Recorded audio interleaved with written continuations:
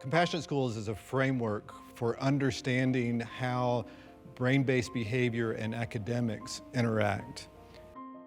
If we understand the impact of adverse childhood experiences and chronic stress on the brain, and we teach folks strategies that actively emphasize social skills, problem solving, and emotional regulation, then they're better able to access their academic instruction and be successful in school. And being successful in school leads them to be successful adults.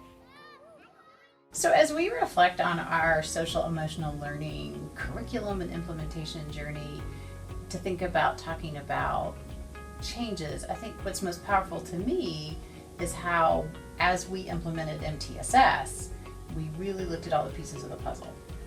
I agree, and we had so many different types of programs, so many different types of practices. So we had social emotional learning in the form of second step curriculum, we had PBIS, and so being able to look at it and what do we do for all students, core instruction, what is our basis, what do all kids get, helped us to kind of figure out how do we connect those pieces.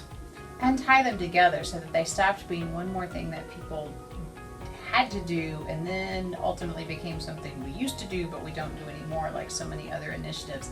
And we really integrated compassionate schools and second step and PBIS and restorative practices. Mm-hmm. And all the other some of our behavioral health initiatives that we do with our providers really integrated that into the idea of social emotional learning under our MTSS framework. Yes. And I think one of the biggest things that we learned in doing all that was how we work together. I think the collaboration piece of it, instead of working in silos, we all came together and really looked at what does social emotional learning look like. It's not a separate, oh, we go here to get this little bit of instruction. It's woven in. How do we weave that in through academic instruction? So that's just part of what we do all day for all kids. And coming out of those silos is where I feel like we made the ultimate progress in helping our colleagues in curriculum and our classroom and our school-based staff understand that social emotional learning is critical and is a key component to academic growth and achievement. Until we really help our students learn how to use the executive functioning parts of their brain because they have strong social emotional learning, then our teachers and our curriculum folks are stuck on that growth model. And I think that too is what led us to really look at our compelling why. So that's kind of how we changed the culture, or are hoping to keep changing the culture of what social emotional learning is. And so that instead of it being, oh, you do this and you do this, we're thinking about whole child. Like what is it's our collective responsibility to work together to increase student achievement.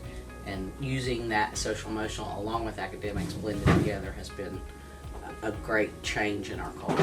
What you just said to me is the lesson that I feel like if I could speak to every single person across this state, it is making sure that you allow enough time and enough focus as leaders in social emotional learning development to guide people through the development of their own compelling why. Without question, that was the lesson that I feel like we learned, that our why was not strong enough to carry an entire district. Yeah, and I think along with that, the lesson that we learned was when you think you're going slow, go slower, because we got so far ahead and then we ended up backtracking. And I think that's fine to be able to go backwards and really look at why do we do what we do?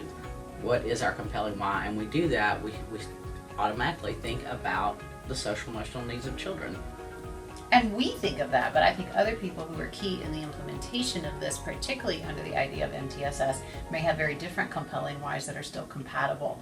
And making sure that we allow time and room for those developments is without question to me the reason that we struggled because we didn't do enough of that in certain places and why we're making so many more advances now. Yeah.